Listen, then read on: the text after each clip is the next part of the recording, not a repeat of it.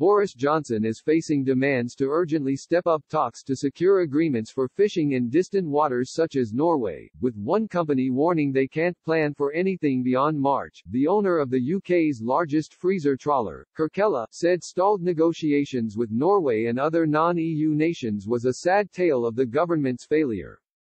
UK Fisheries Limited has warned the future of its business is in jeopardy unless urgent action is taken.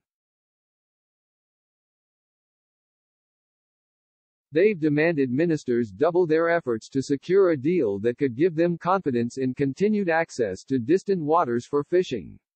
The EU deal is done, but for distant waters fishing it changes nothing. Without bilateral deals with Norway and others, there is no long-term viable distant waters fishing industry in the UK, the group said. We are tired of asking, we demand that the government acts now to save our industry. A temporary agreement between the UK and Norway earlier this year saw Keir granted a license for a trip to Svalbard.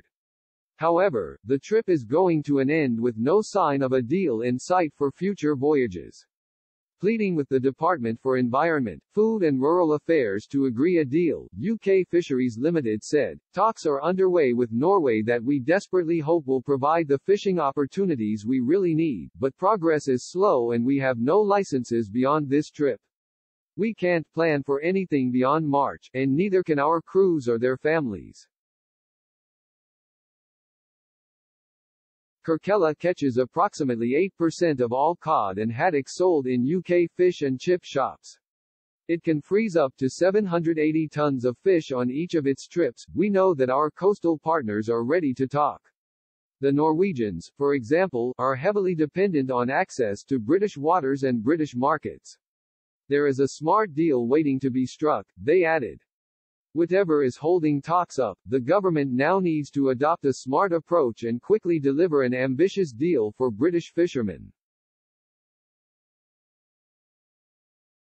UK Fisheries has tens of millions of pounds to invest in the future of distant waters fishing in the northeast, but this can't and won't wait for much longer. Failing to agree access to distant waters is just one of a number of concerns for fisheries. The industry has accused the government of so far letting them down with Brexit. They say the EU trade deal fails to live up to the expectations and promises made by ministers. They remain angry that EU fisheries have continued access to UK waters for 5 years while new red tape has impeded attempts to sell to the continent.